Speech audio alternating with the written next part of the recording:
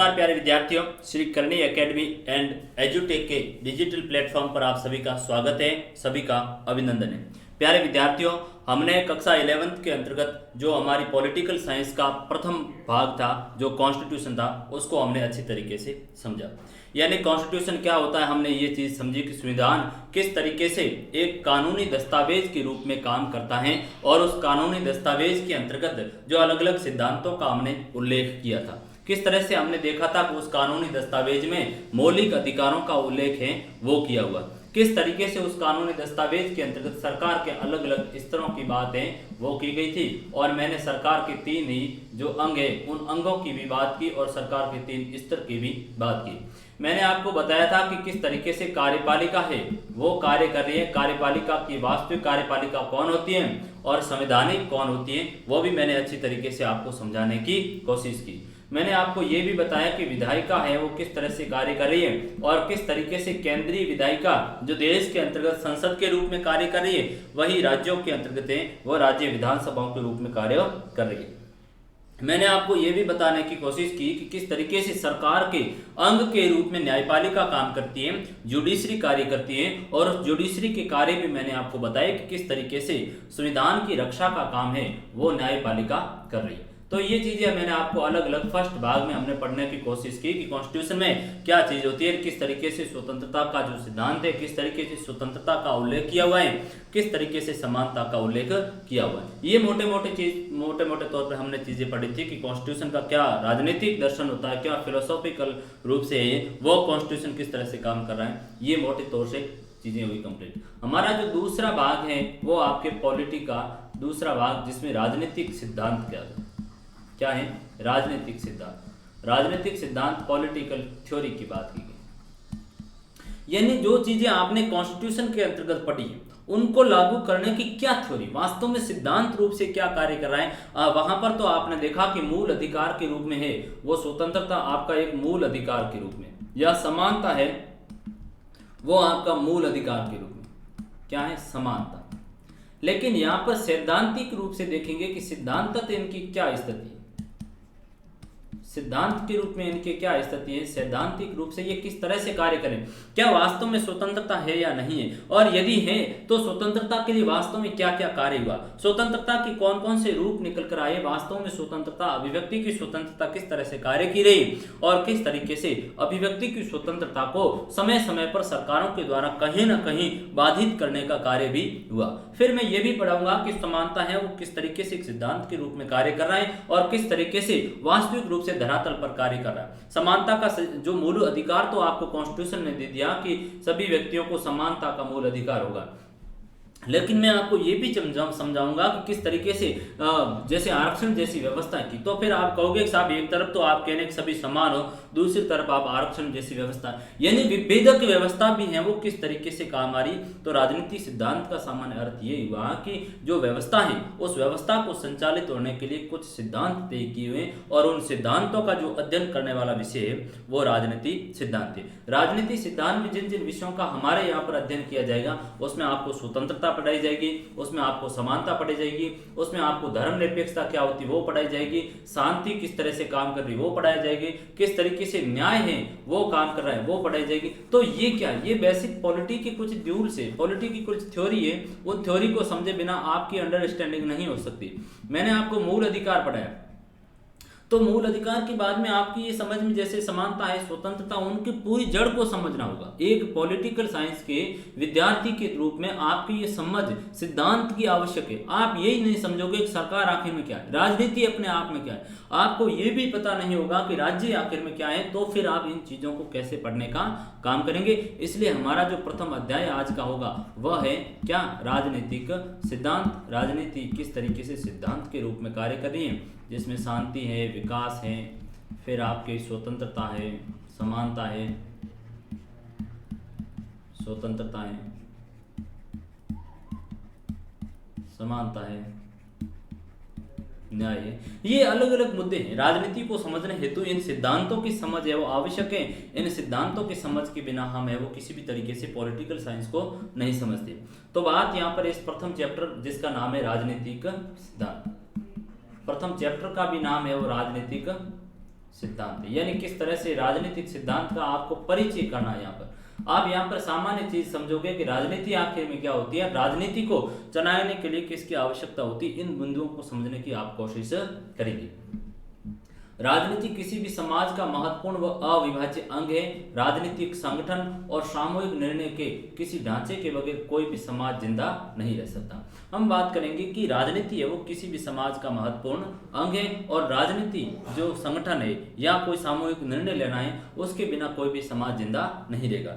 इन संस्थाओं के साथ साथ सरकारें भी महत्वपूर्ण भूमिका निभाती हैं। सरकारें कैसे बनती हैं, कैसे कार्य करती हैं, ये राजनीतिक दर्शन वाली मुख्य बातें रही। यानी बात यहाँ पर ये की जा रही कि राजनीति आखिर में क्या है, और राजनीति को जो संचालित करने के लिए राज्य वो क्या है।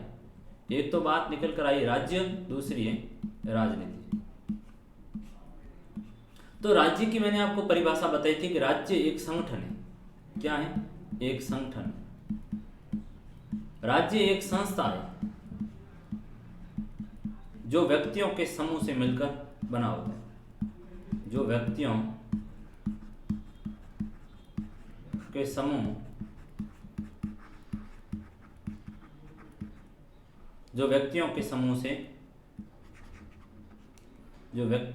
समूह से मिलकर बना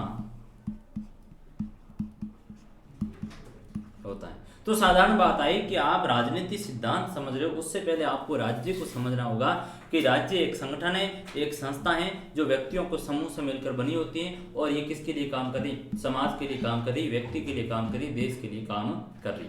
तो अब राजनीति क्या है? राजनीति को आप समझो कि जो राज्य जैसी व्यवस्था को चलाने हेतु जिस संगठन या संस्था को बनाया जाता है वह राजनीति कहलाती है। जिस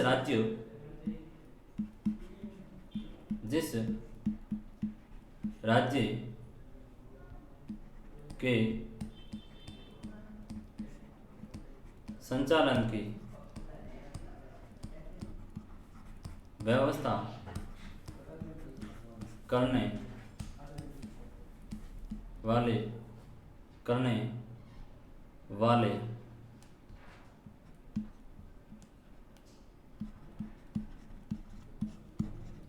समूह को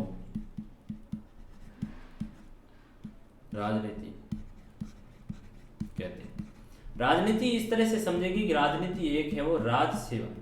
राजनीति कहोगे तो आप एक तरीके से क्या है? जनता की सेवा है। सामान्य अर्थों में इसको ये समझिए, राजनीति सामान्यतः जनता की सेवा है। सामान्यतः जनता की सेवा करना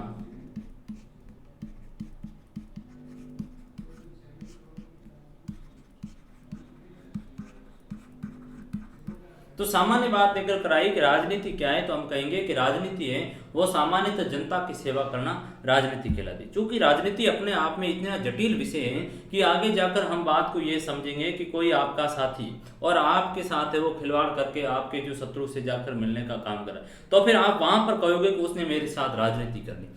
तो राजनीति समय समय पर इस राजनीति का जो स्वरूप है वो बदलता गया, क्योंकि वो राजनीति एक तरीके से गंदी राजनीति, लेकिन सामान्य राजनीति का जो अर्थ होता है वो जनता की सेवा करने वाला काम है, वही क्या कहलाता है? एक तरीके से राजनीति है वो पॉलिटिकल सिद्धांत के रूप में कहते हैं। राजनीति केवल सरकार के कार्यकलापों तक सीमित नहीं है, ये समाज के लिए उचित क्या है वह जरूरी क्या है, इस तथ्य पर राजनीति का जन्म होता है। राजनीति विज्ञान में राज्य, सरकार, अधिकार व कर्तव्य आदि का अध्ययन करना है तो राजनीति विज्ञान विषय के अंतर्गत किया जाएगा। सामान्य बात है कि राजनीति क्या है? राजनीति शासन करने की कला और राजनीति सरकार के क्रियाकलापों को ठीक से चलाने की सीख है वो कौन देती है? राजनीति देती है। तो राजनीति कहेंगे कि शासन चलाने की कला और सरकार के क्रियाकलापों को ठीक से जो करने वाली व्यवस्था है वो राजनीति कहलाती है। क्या कहलाती है? शासन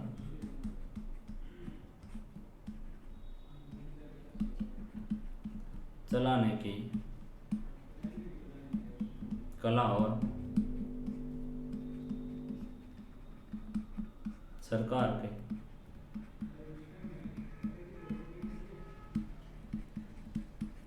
क्रियाकलापों को ठीक से करने की व्यवस्था का नाम राजनीति। तो ये क्या, ये राजनीति के अलग अलग थोड़ी परिभाषा निकल कर है। एक सामान्य परिभाषा ये थी कि हमने कहा आपसे यदि कोई व्यक्ति पूछे तो आप सामान्य तो कहो कि जन सेवा, क्या करना, जन सेवा या जनता की सेवा, जन सेवा करना राजनीति है, जन सेवा करना राजनीति। तो क्या हर समय जनता की सेवा करना राजनीति? तो नहीं कहेंगे। एक सामान्य बेसिक बात आती है तो आप कहोगे जन सेवा करना राजनीति। अब इससे बढ़कर यदि दूसरी परिभाषा आपसे पूछी जाए, इससे बढ़कर के राजनीति की है वो ढंग की परिभाषा टेक्निकल बताइए, तो आप कहोगे कि शासन चलाने की कला और सरकार चलाने के क्रियाकलापों को ठीक से करने की जो व्यवस्था है वो कौन कर रही है? राजनीति कर रही है। तो वास्तव में हम कहेंगे कि जो शासन चलाने का काम है और जो सरकार सही तरीके से क्रियाकलाप यानी जो कार्य करने की जो व्यवस्था है वो राजनीति कर रही है, यही आपकी राजनीति है। राजनीति प्रशासन के संचालन के विवादों का मूल प्रस्तुत करती है। दूसरी ये बात कहना है कि राजनीति है वो प्रशासन के संचालन के अंतर्गत, जब प्रशासन चलाया जाता है, जब जनता के लिए कुछ कार्य किया जाता है, शासन व्यवस्था चलाई जाती है, तो उनकी जो विवाद पैदा होते हैं, जो समस्याएं पैदा होती है, उन समस्याओं के निराकरण का है वो समाधान कौन पेश रही, निराकरण करने का काम कर रही, वह राजनीति कहलाती है। राजनीति भागीदारी करना सिखाती है, लेकिन आम व्यक्ति का सामना राजनीति की परस्पर विरोधी छवियों से होता है। और आज जो राजनीति का संबंध है वो निस्वार्थ साधने से जुड़ गया है, यानी राजनीति का जो सीधा संबंध है आपका स्वार्थ है और कुछ भी नहीं है। राजनीति का सामान्य काम है वो भागीदारी करना सिखाना, या फिर आप आम जनता की समस्याओं का निराकरण करो, लेकिन अब देखोगे कि आम व्यक्ति का सामना है वो राजनीति की विरोधी धाराओं से। क्यों? क्योंकि काम है वो सामान्यतः जनता की सेवा का होना चाहिए, लेकिन अब राजनीति ने दूसरा रंग है वो ले लिया है कि जनता की सेवा करने की बजाय जनता से अपने जो स्वार्थ पूर्ति करने के लिए हमेशा राजनीति है वो लगी रही। तो राजनीति सामान्य कहोगे कि एक तरह की शासन व्यवस्था चलाने हेतु और सरकार के क्रियाकलापों को ठीक ढंग से करने की व्यवस्था है वो राजनीति कहलाती है। फिर दूसरी बात है कि राजनीति सिद्धांत में हम क्या पढ़ते हैं। आपने कहा कि सर राजनीति सिद्धांत हमें क्यों पढ़ाया जा रहा है, ऐसा क्या? राजनीति सिद्धांत को पढ़ने के लिए विभिन्न पहलुओं का अध्ययन किया जाता है, जैसे कि सामाजिक जीवन का अध्ययन करेंगे, या फिर सरकार का करेंगे, या फिर संविधान का अध्ययन करेंगे, स्वतंत्रता का अध्ययन करेंगे, समानता का अध्ययन करेंगे, न्याय का, लोकतंत्र का, धर्म निरपेक्षता का इत्यादि।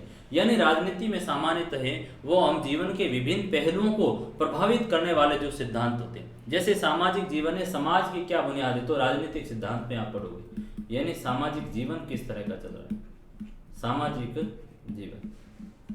सामाजिक जीवन में ये पढ़ोगे कि समाज की क्या व्यवस्था, समाज की व्यवस्था कैसी है,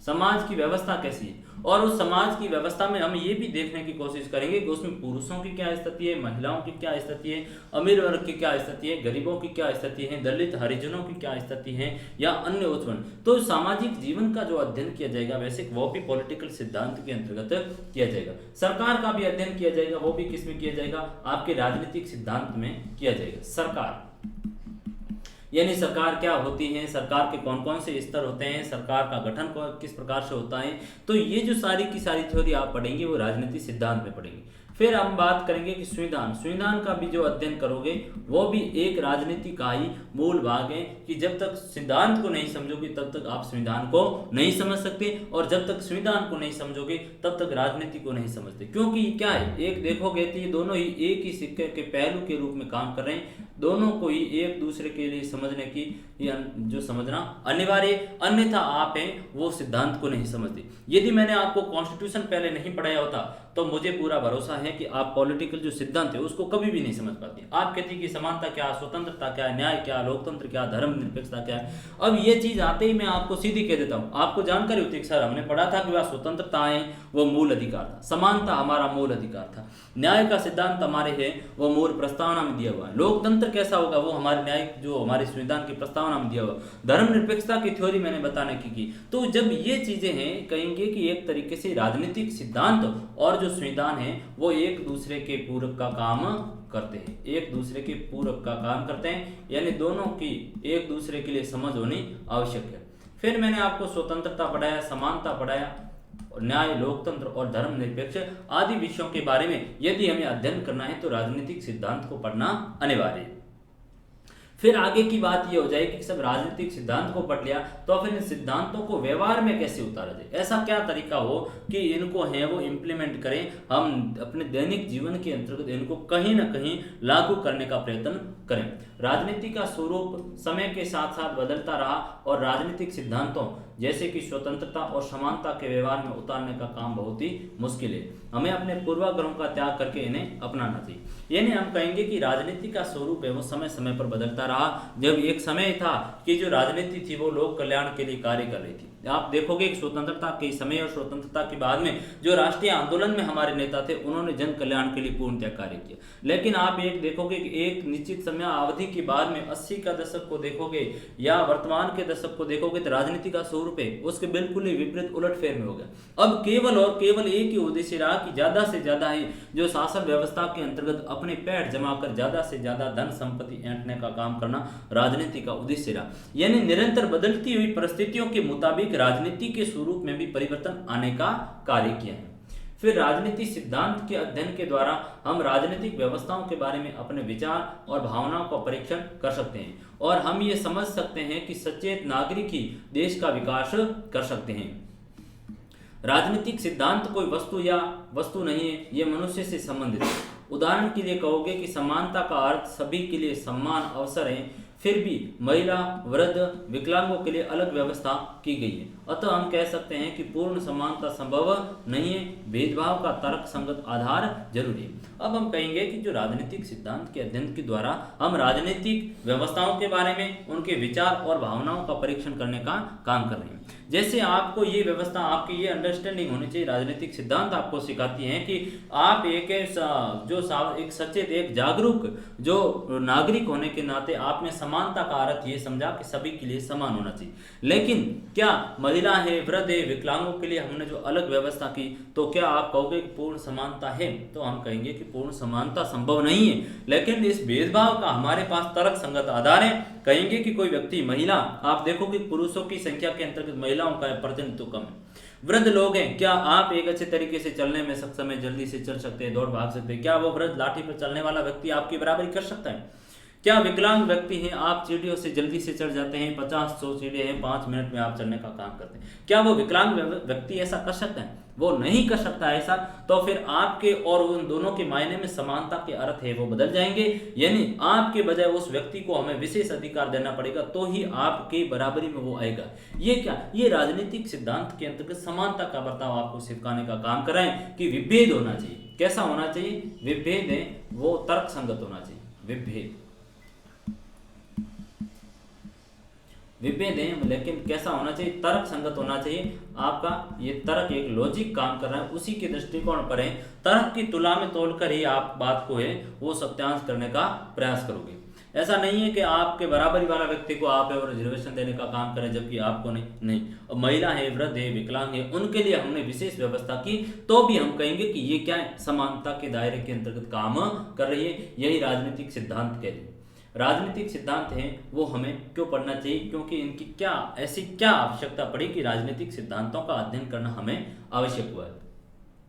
प्यारे बच्चों, यदि देखा जाए कि एक भविष्य में आने वाली समस्या के एक समय दृष्टि को निर्णय लेने वाला एक नागरिक बनने के लिए है वो क्या है कि राजनीतिक सिद्धांतों की हमें समझ होनी अनिवार्य है। जैसे मैं कहूँगा कि स्वतंत्रता, तो वहां पर ये बात आ जाएगी कि आप कहोगे कि आप स्वतंत्रता का मतलब हम कुछ भी करने के लिए स्वतंत्र है। लेकिन जब तक आप राजनीति सिद्धांत की जो राजनीति को पूरी तरीके से नहीं जानोगे, उसमें स्वतंत्रता की थ्योरी को पूरा नहीं जानोगे तो आप में कैसे होगा? मैं कहूंगा कि आपके ऊपर अभिव्यक्ति की स्वतंत्रता क्या है, आपके ऊपर सकारात्मक और नकारात्मक स्वतंत्रता का क्या स्वरूप है, तो फिर आपको है वो उस चीज की समझ नहीं होगी। इसलिए क्या है कि जो बदलती हुई परिस्थितियों में और जो देश के सामने या नागरिकों के सामने जो समस्याएं आ रही तो उन समस्याओं को समझने हेतु है वो राजनीतिक सिद्धांत आवश्यक है। भविष्य में आने वाली समस्याओं के समय एक दृष्टि निर्णय लेने वाला एक नागरिक बनने के लिए राजनीतिक सिद्धांतों को पढ़ना आवश्यक है। एक अधिकार संपन्न एवं जागरूक नागरिक बनने के लिए राजनीतिक चेतना जागृत करने के लिए है वो आपको राजनीतिक सिद्धांत पढ़ना चाहिए। समाज से पूर्वाग्रह को समाप्त करने और एकता कायम करने के लिए आपको राजनीतिक सिद्धांत पढ़ना चाहिए। पूर्वाग्रह यानी समाज के अंतर्गत कुछ ऐसी धारणाएं बन चुकी है। क्या धारणाएं? जैसे समाज में एक धारणा होती है कि जैसे लड़कियां, महिलाएं, एक बात होती है कि यदि लड़का रोता है तो माता पिता क्या कहते हैं कि तो रो मत, तो लड़का है, तो लड़कियों की तरह क्यों रोने का काम कर रहा है। और अक्सर महिलाओं को है कि इनका काम है रोने धोने का, इस तरह का, यानी ये अबला है, महिला कमजोर है। ये क्या है? ये समाज की पूर्वाग्रह, समाज के द्वारा तय की गई एक धारणाएं है जो कहीं ना कहीं क्या कर रही है कि समाज के अंतर्गत अच्छी तरीके से जड़ कर गई है। और इन धारणाओं को यदि आपको समाप्त करना है, इन धारणाओं के बारे में आपको समझ है, इन धारणाओं के बारे में आपको जानना है, तो उसके लिए आपको राजनीतिक सिद्धांत का अध्ययन करना आवश्यक है। इन राजनीतिक सिद्धांत के अध्ययन के बिना आप इन धारणाओं को समझ नहीं सकते। ये महत्वपूर्ण बात है। चौथी बात है कि वाद विवाद, तर्क वितर्क, लाभ हानि का आकलन करने के बाद सही निर्णय लेने की कला सीखने के लिए हमें राजनीतिक सिद्धांत पढ़ना चाहिए। राजनीतिक सिद्धांत पढ़ना चाहिए। यानी क्या बात है? बात यह निकल कर आई कि जो वाद विवाद करना है, कोई मुद्दा रख लिया गया कि क्या महिलाओं को पढ़ाना चाहिए कि नहीं पढ़ाना चाहिए।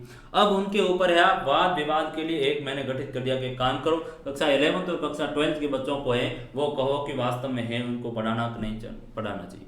तो ये क्या, आप उस पर बार बार वाद विवाद करोगे, तर्क वितर्क की तुला में तोलोगे, वो तर्क रखेंगे, आप तर्क रखोगे, उसके लाभ हानि बताने का काम करोगे, और बाद में है वो हम आखिर में एक सही निर्णय तक पहुंचने के काम करेंगे। तो ये उस समय होगा जब हम राजनीतिक सिद्धांत की थ्योरी को पढ़ेंगे। जब आपको पूर्णतः उसके बारे में जानकारी होगी तभी आप उसी व्यवस्था के ऊपर है वो तर्क वितर्क कर सकते हैं, वाद विवाद कर सकते हैं, उसके लाभ और हानि की गणित को निकालने का काम कर सकते हैं, अन्यथा नहीं।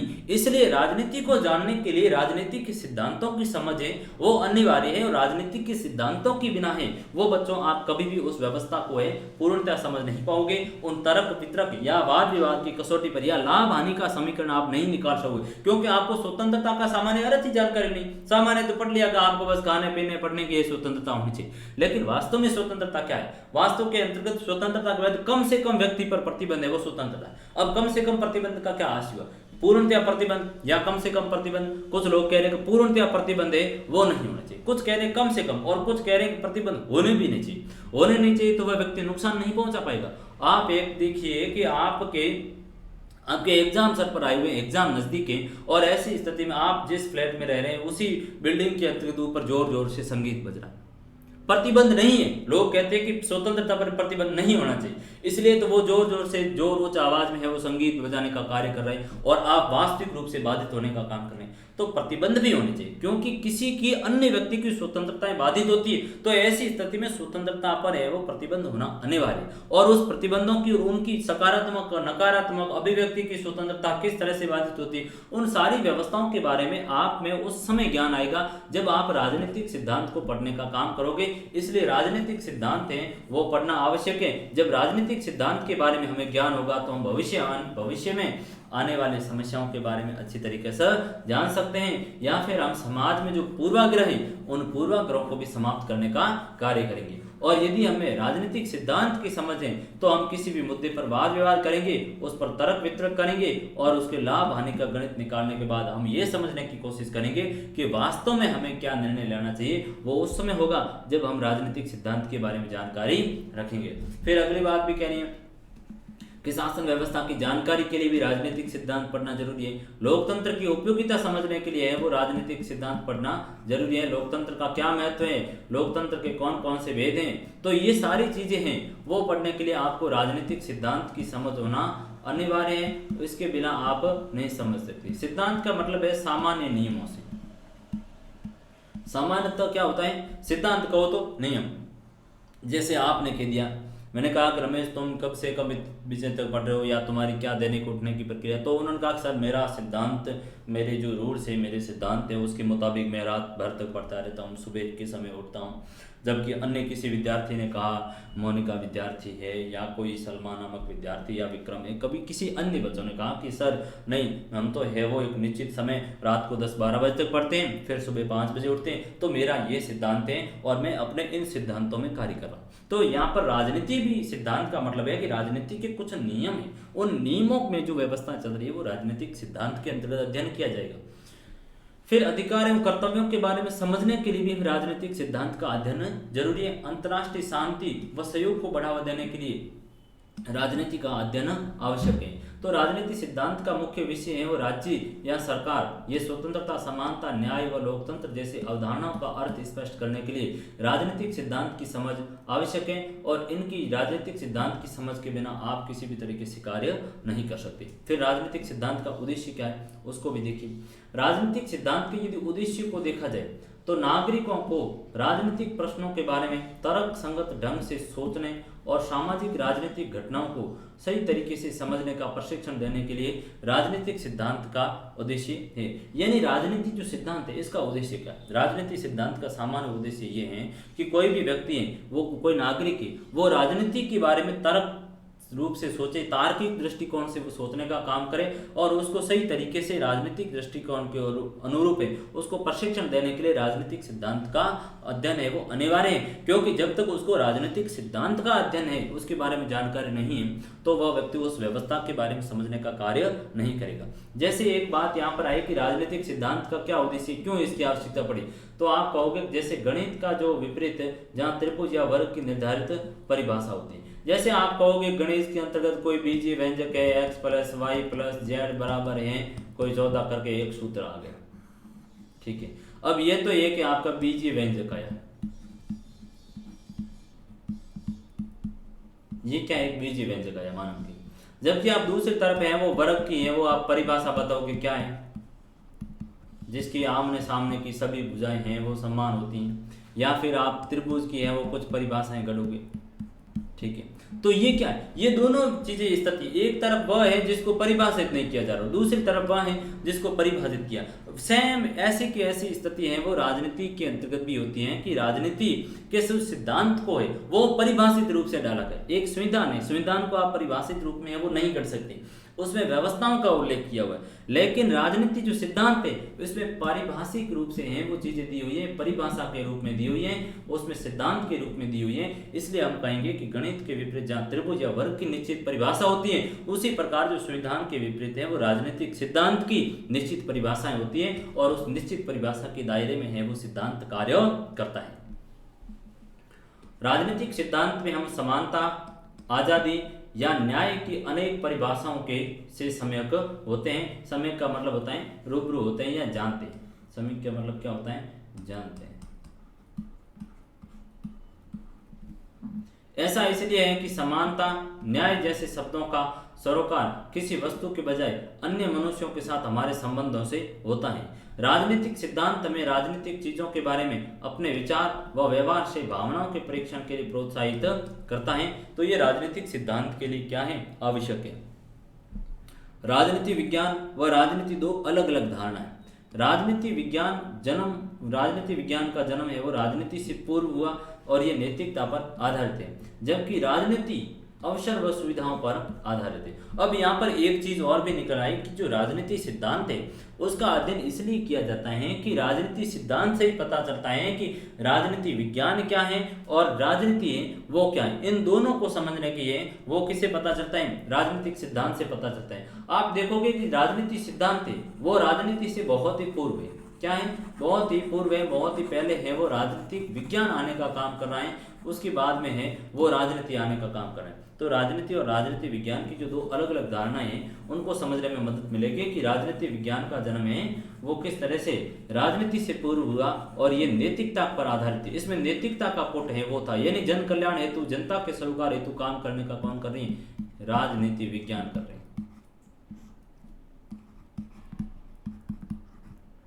राजनीति विज्ञान, जैसे राजनीति विज्ञान ये नैतिकता पर आधारित है, ठीक है। और ये आपका दूसरा है राजनीति, ये किस पर आधारित है, कानून पर आधारित है। कोई भी आपको काम करना है, राजनीति विज्ञान में है वो नैतिकता का पॉइंट देखा जाता है। यदि कभी कभार किसी कानून का भी उल्लंघन होता है तो ऐसी स्थिति में राजनीति विज्ञान कहती है कि उस व्यक्ति के लिए है उसका व्यक्ति के लिए वो कार्य महत्वपूर्ण। नैतिकता को पॉइंट को आप समझिए, जैसे एक उदाहरण से आप समझिए। राजनीति विज्ञान कहती है कि कोई अफसर बैठा माना कि, और उसके पास में एक वृद्ध महिला चली गई क्योंकि वो पेंशन लेने के लिए चली गई। क्या लेने के लिए गई? पेंशन लेने के लिए वो महिला चली गई। ये पेंशन लेने हेतु आई, पेंशन लेने हेतु आई तो एक रूल है कि भाई पेंशन आपको लेनी है तो आपके लिए आधार कार्ड क्या है? अनिवार्य। आधार कार्ड है वो जरूरी है, आधार कार्ड जरूरी। अब राजनीति क्या है? राजनीति तो कानून की है कि नियम तो ये कहता है कि आपको जो पेंशन चाहिए उसके लिए आधार कार्ड अनिवार्य। ये कौन कह रहा है? ये राजनीति कह रही, यानी राजनीति में क्या है? कानून महत्वपूर्ण। ठीक है, कानून कह रहा है, नियम कह रहा है कि आपके पास आधार कार्ड है तो ही आपको पेंशन मिलेगी, अन्यथा नहीं मिलेगी। दूसरी तरफ देखिए, चूंकि वह बुजुर्ग महिला है, वह बार बार लंबी दूरी से यात्रा करके है, वह पेंशन लेने के लिए नहीं आ सकती। माना कि वह महिला है आपके 100 किलोमीटर दूरी से है, या फिर इसको 50 किलोमीटर के दूरी से ले लो, 50 किलोमीटर के दायरे में 50 किलोमीटर रास्ता आना जाना, यानी उस वृद्ध महिला के लिए दूरी कितनी? 100 किलोमीटर होगी। कितनी होगी? इंटू ये आपके 2 हो गया, यानी 100 किलोमीटर होगी। और पेंशन कितनी मिल रही है उसको? पेंशन मिल रही है, माना की है वो 2000 मिनट। ये एक सामान्य बात है। जो अंतर किस में बता रही? जो राजनीति में अंतर बता रही है और राजनीति विज्ञान में अंतर बताने का काम कर रही है। ये है आपकी राजनीति विज्ञान और ये है राजनीति। तो राजनीति विज्ञान तो ये कहती है कि वह महिला जो पेंशन लेने के लिए आई है उसके पास आधार कार्ड नहीं है, वह 100 किलोमीटर का रास्ता तय करके आई है, उसको 2000 रुपये पेंशन मिलेगी, जबकि आने जाने के अंतर्गत है वो उसको 200 रुपये का नुकसान हो रहा है। अब 200 रुपये का नुकसान हो रहा है, ये ठीक है, लेकिन वह वृद्ध है इसलिए वह बार बार है, वह चलने फिरने में उसको मुश्किल। इसलिए राजनीति विज्ञान में नैतिकता ये कहती है, नैतिकता ये कहती है कि उसको पेंशन है वो दे दी जाए, बतौर इस शर्त पर कि आप अगली बार जब भी पेंशन लेने आओ तब आप क्या करो? आधार कार्ड है वो लेकर आओ। या तो ये छूट मिल सकती है, या आप ये छूट लो कि आपको चलो पेंशन दे दी जाएगी, लेकिन आप अगली बार यदि आपको पेंशन लेनी है तो आधार कार्ड के बिना आप वो नहीं ले पाएंगे। ठीक है, ये नैतिकता कहती है, क्योंकि उसको बार बार आप चक्कर नहीं निकला सकते। इसलिए राजनीति विज्ञान की जो थ्योरी वो नैतिकता पर टिकी हुई कि ये नैतिकता के तहत उसको छूट दे रही है कि चलो हम कानून तो कह रहा है कि पेंशन के लिए है वो आपका आधार कार्ड अनिवार्य, लेकिन नैतिकता के नाते आपको छूट दी जा रही क्योंकि बड़े बुजुर्ग लोग हैं, आप आने में सक्षम नहीं है, इसलिए नैतिकता है वह राजनीति विज्ञान के तहत तो उसको है वो छूट दे दी गई। लेकिन राजनीति विज्ञान जो कानून है और वो कानून कह रहा है कि आधार कार्ड अनिवार्य है, आधार कार्ड अनिवार्य। जब आप आधार कार्ड अनिवार्य, जब आधार कार्ड जरूरी कर दिया गया है तो फिर आपको आधार कार्ड लेकर ही आना था पेंशन लेने के लिए। जब आप आधार कार्ड लेकर नहीं आए तो ऐसी स्थिति में जो राजनीति कह रही है कि आपको पेंशन नहीं दी जाएगी। ये सबसे बड़ा इस दोनों की जो धारणाओं में अंतर निकल कर आया, और इस उद्देश्य के इसके बारे में जो अध्ययन का बिंदु है वह राजनीतिक सिद्धांत है, और इनके बारे में हम अध्ययन कहाँ करेंगे? राजनीतिक सिद्धांत के अंतर्गत करने का काम करेंगे। इसलिए कहेंगे कि राजनीति विज्ञान और राजनीति की धारणाओं को समझने के लिए राजनीतिक सिद्धांत आवश्यक है। इसके बिना आप राजनीतिक सिद्धांत के बिना जो राजनीति विज्ञान और राजनीति को संपूर्ण रूप से समझ नहीं सकते। तो महत्वपूर्ण बात यह है कि साहब जो राजनीतिक सिद्धांत है उसका उद्देश्य यह है कि व्यक्ति को तार्किक रूप से मजबूत करना, ताकि वह दृष्टिकोण को विकसित कर सके, किसी भी चीज के बारे में है वो दृष्टिकोण है वो बता सके।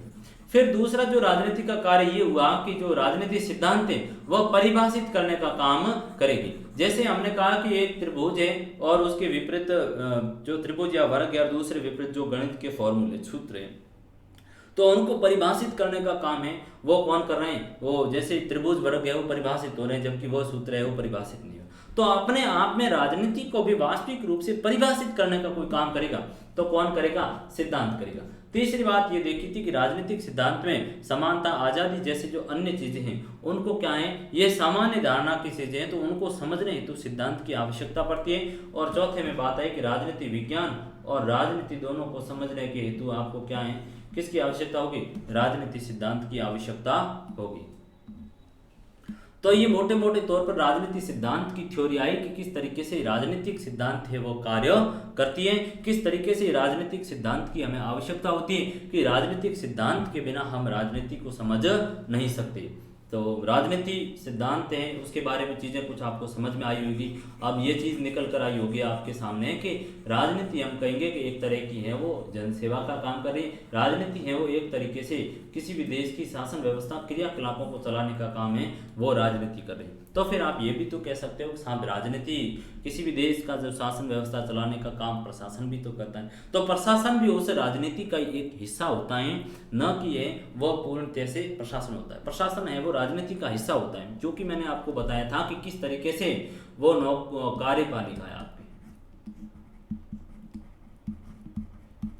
कार्यपालिका कौन सी है? एक तो अस्थायी है, दूसरी कौन सी है? स्थायी। अस्थायी कौन से? नेता है, राजनेता है। और स्थायी कौन से? अफसर है।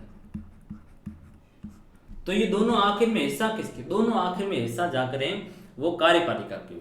अतः हम कह सकते हैं कि जो राजनीति है वो वास्तव के अंतर्गत शासन व्यवस्था और क्रियाकलाप के जो मुद्दों को चलाने हेतु राजनीतिक सिद्धांत आवश्यक है। इस प्रकार मोटे तौर पर हमने जो राजनीतिक सिद्धांत को है वो समझने की कोशिश की। हमारा प्रथम चैप्टर है वो सारा का सारा इस संपूर्ण पुस्तक को समझने हेतु बुनियाद का काम करेगा। इसलिए मुझे उम्मीद है, अपेक्षाएं हैं कि आपको राजनीतिक सिद्धांत की जो थ्योरी है वो समझ में आई होगी। इसी के साथ बहुत बहुत धन्यवाद।